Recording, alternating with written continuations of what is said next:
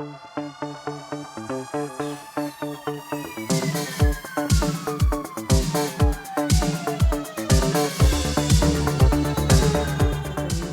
and this is the Next Day podcast where we have conversations about different topics.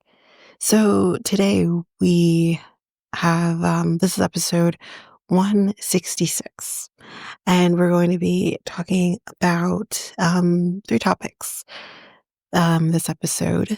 So our topics for this episode are: so a driver was charged with hitting and fleeing. We're going to be talking about South Florida feeling the slump with tourism, and a new museum has opened up at the original Tim Hortons location.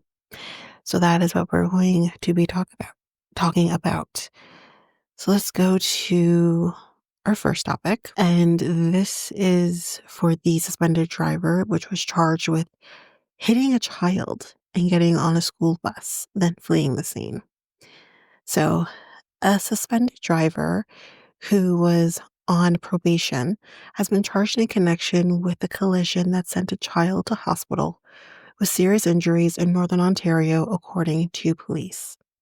So the victim was struck by a vehicle while getting on the school bus around 7:50 a.m. in Harley Township, located near Temiskaming Shores. I think I've totally butchered that. And this was, by the way, in September. Police say the driver fled the scene but was then arrested not long after. So, quote, investigation revealed that the child was struck while crossing the roadway to board the school bus. This was said by OPP in a news release the afternoon that the suspect was arrested. The school bus had its stop arm out and flashing lights activated at the time. The driver of the involved vehicle failed to remain at the scene of the collision. So at that point, we were dealing with two separate situations. The 37-year-old driver from Hilliard Township is charged with driving while suspended, failing to stop at the scene of an accident, dangerous driving, failing to comply with probation, and driving while suspended.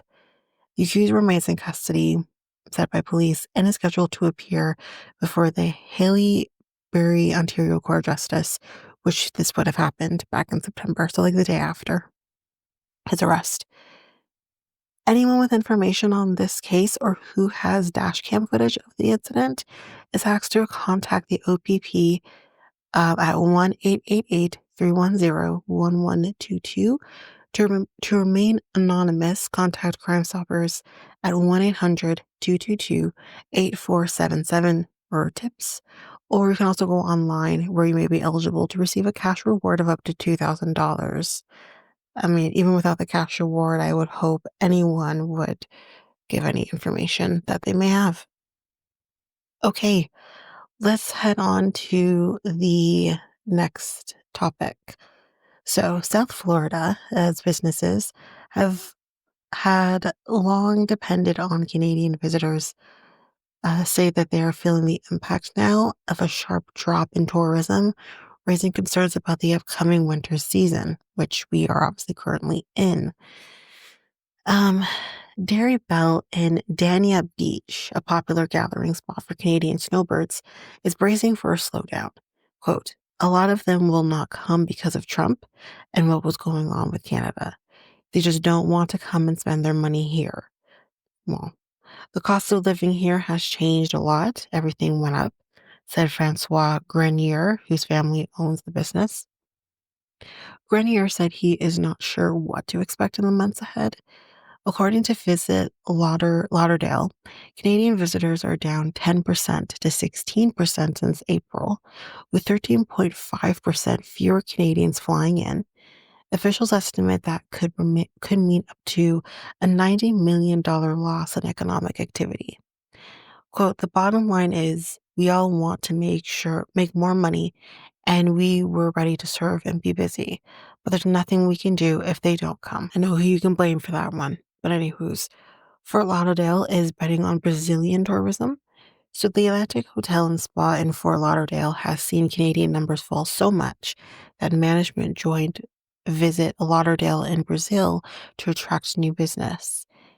Amy Faulkner of the Atlantic Hotel and Spa says she is in Brazil to encourage the Brazilian community to travel with us to Fort Lauderdale to help offset the Canadian market that's missing.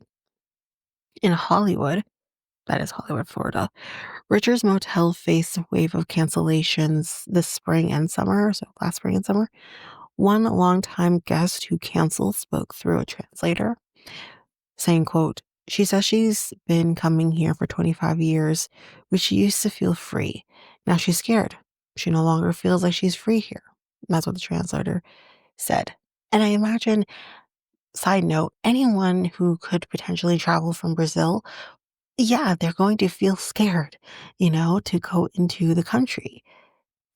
I, I wouldn't feel comfortable if I was at all close to either Brazilian or uh, Latino or whatever. Like, you wouldn't feel safe. So, despite earlier setbacks, motel owner Richard Calvet said business is beginning to improve. Right now, we're taking one good reservation per day, like a few weeks to a few months. That's what I'm looking for. I'm happy with that.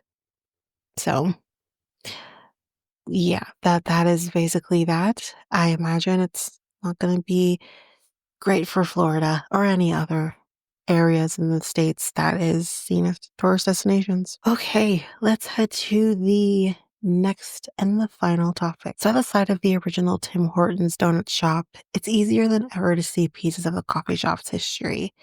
So, the location on Ottawa Street North in Hamilton used to have a museum on the second floor, but a redesign this past summer brought the museum into the main restaurant space. Quote, "We brought it downstairs so that people could see it." This is said by Brian Novisky, who's Tim Hortons Vice President of Architecture and Design, told CBC Hamilton. He said the old museum was hard to get to, and a lot of the items were sun damaged.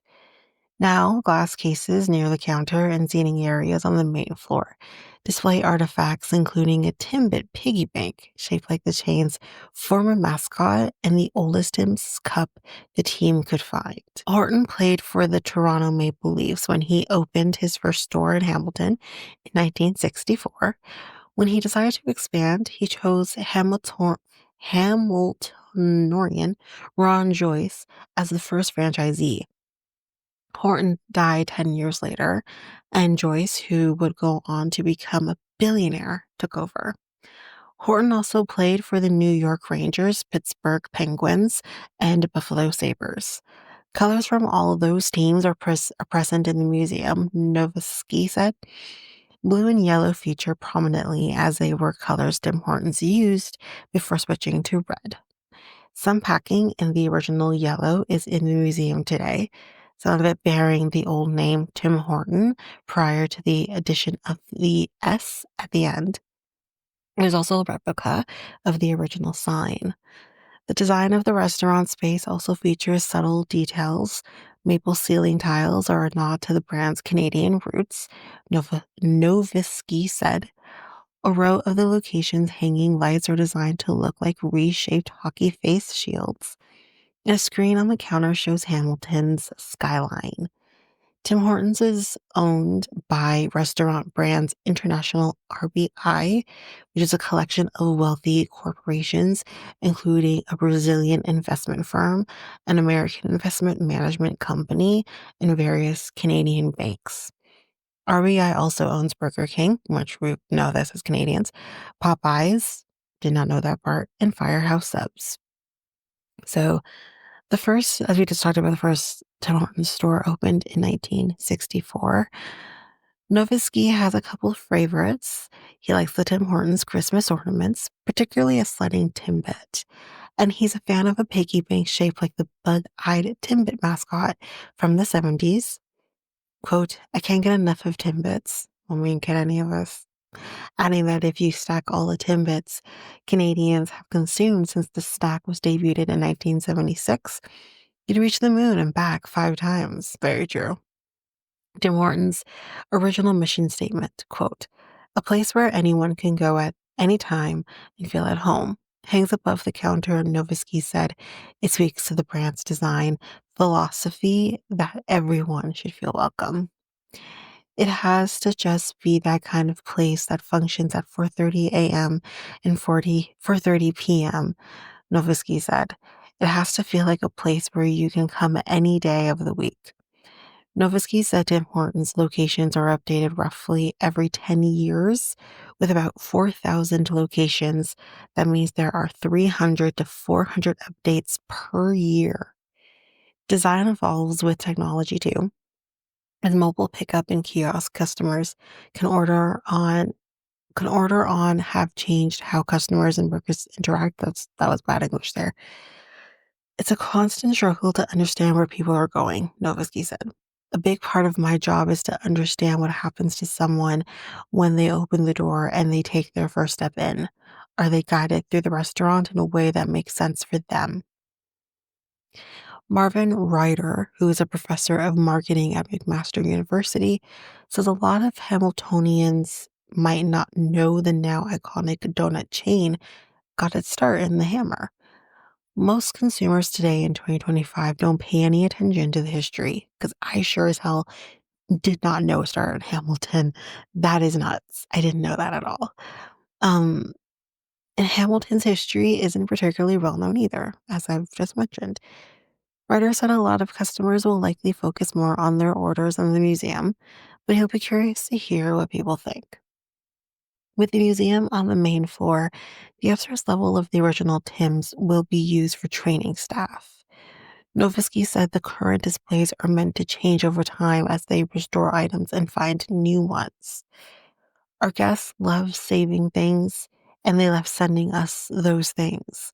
We're going to love it, and we're going to put it up. And that is that. I mean, I liked this one.